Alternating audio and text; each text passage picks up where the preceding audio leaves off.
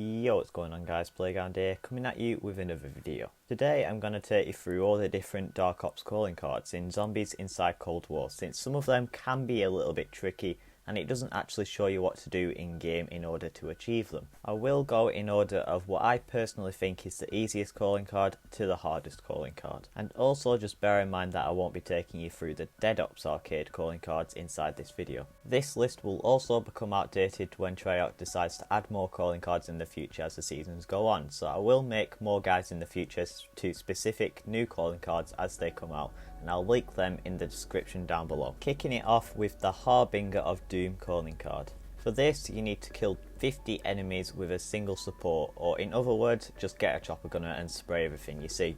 This is by far the easiest calling card and you shouldn't have any issues with it.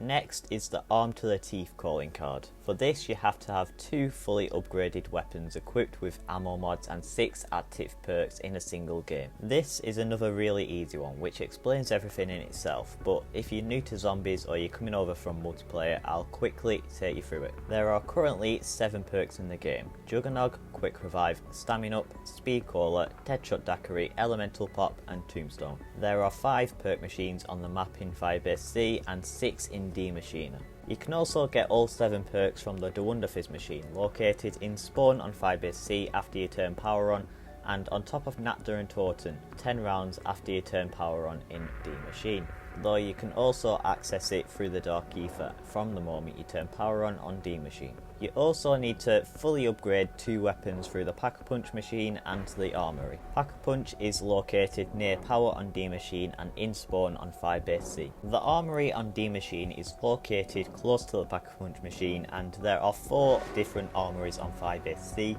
1 in the Spawn and 3 in the main part of the map. You'll have access to these after turning on power in both maps. You can also get the ammo mods from the second tab in the Pack-a-Punch machine.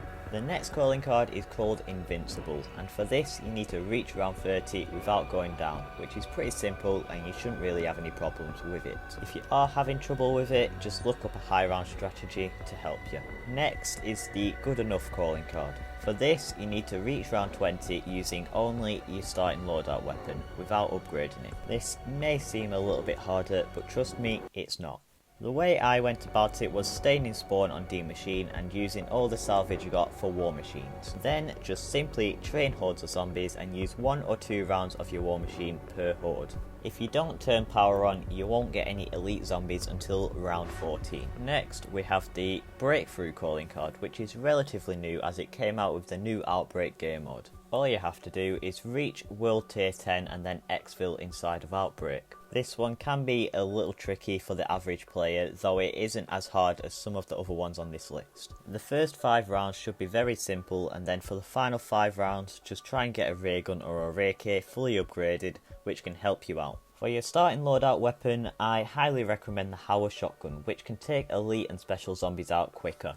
I also recommend using the Tier 5 Dead Wire ammo mod, as it is good for taking out megatons. The next calling card is the Anvil, and for this you need to reach round 10 and then exfil only using melee attacks on either of the main 2 maps. This is also quite an easy challenge as long as you don't get a megaton during exfil. I suggest doing this on D Machine and staying in Spawn until around round 9 or 10 and then going to turn on power and Pack-a-Punch before hitting round 11.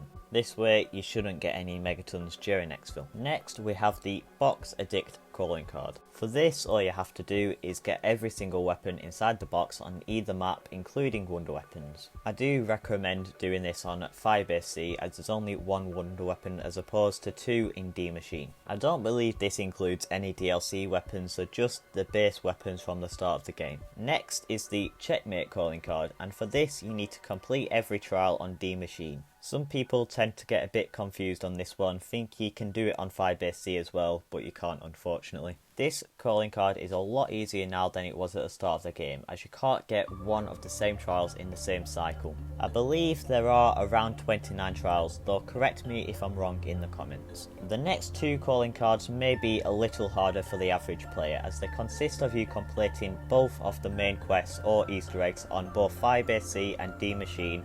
However, the Easter eggs on this game aren't nearly as hard as some of the older CODs such as Black Ops 3. If you don't know how the Easter eggs work and you don't know how to do them, then just search up a guide. There are many out there, and I will make a guide on both maps as soon as I can, which I'll link also in the description as soon as I do. Final 3 calling cards are a lot harder than any of the other ones, so they may take a while to complete for the average player. I just want to point out that you only need to complete 11 of the 13 current calling cards in order to get the ultimate Dark Ops calling card. So if these 3 are a bit difficult, then you only have to complete 1. The first of the 3 is another round, and for this you need to reach round 100 on either map. However, from my experience, D Machine is significantly the easier of the 2 to get round 100. I will take you through the main strategy for D Machine now.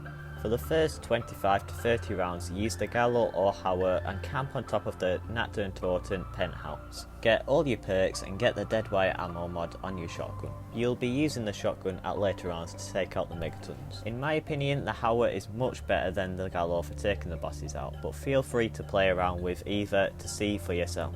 You then want to save a zombie and go spin the box until you get a ray gun. Then fully upgrade the ray gun and go back to the top of Natder and Torton. I also recommend using the Ring of Fire field upgrade and use it whenever you see a megaton or whenever things get out of hand. When going to buy armour, go at the end of the round and go down the tunnel at the bottom of Napt. This is by far the fastest strategy on Cold War. The next calling card is, in my opinion, by far the hardest calling card, and it took me many attempts to finally get it, and it is the social distancing calling card. For this, what you have to do is reach round 20 without getting hit once. My biggest tip for this is not to stress out and rage every time you get hit, because you will get it eventually. If you need a specific strategy for this challenge, put it in the comments down below and I'll be sure to make a separate video, as it's quite extensive and deserves its own video. The final calling card is not one you'll get overnight, or in many people's cases, not one you'll get even in the life cycle of the game. It's the Reaper of the Undead calling card, which has got to be the most time consuming thing I've ever seen in COD. To get it, you have to kill 1 million zombies. I've been playing the game non-stop since it launched back in November, and I've still not even got a fifth the number of zombies required for this calling card. If you're going for this, then all I've got to say is good luck. Anyway, that'll wrap up the video. If you found this useful in any way, please consider subscribing and leaving a like. It would be very much appreciated. If you haven't already, go and check out my Twitch. I stream on it whenever I can, and go and give my Instagram a follow for updates on everything to do with the channel. That'll also be linked in the description down below. And with that, I'll see you in the next one.